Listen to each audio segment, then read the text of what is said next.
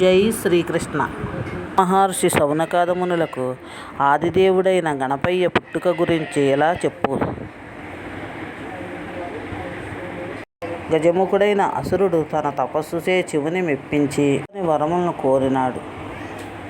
ఎవరూ చంపకుండా శివుడిని తన పొట్టలో ఉండమని కోరాడు. ఆ ప్రకారం శివుడు తన పొట్టలో బందీ అవుతాడు. అతడు అజేయుడవుతాడు. కలిగిన ఈ పరిస్థితికి పార్వతీదేవి దిక్కుతిరాలైంది.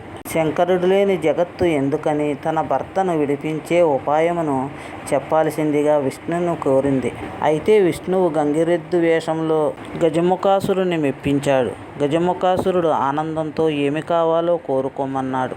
విష్ణువు నీ ఉదరములో ఉన్న తన అంతఃకాలం దాపరించిందని గమనించిన గజముఖుడు మాట తప్పకుండా పొట్టలో ఉన్న శివుణ్ణి ఉద్దేశించి, ప్రభు శ్రీహరి ప్రభావముతో నా జీవితము ముగిసినట్లున్నది.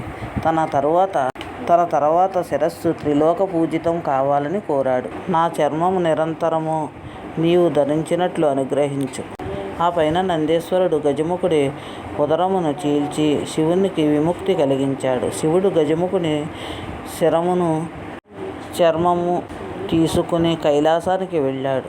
మరోవైపు భర్త రాకను తెలుసుకున్న పార్వతీదేవి పరమానందంతో స్వాగతం పలికేందుకు సిద్ధమవుతుండగా స్నానాలంకారములకు ప్రయత్నములో తను ఉంచిన నలుగుపిండితో ఓ ప్రతిమను చేసి అది చూడముచ్చటగా కనిపించింది. దానికి ప్రాణప్రతిష్ఠ చేసింది. ఆ దివ్య సుందరమైన బాలుణ్ణి వాకిట నుంచి తన పనులకై లోనికి వెళ్ళింది. శివుడు తిరిగి వచ్చాడు. వాకిట ఉన్న బాలుణ్ణి చూసి శివుడు పార్వతీ వద్దకు పోనివ్వలేదు.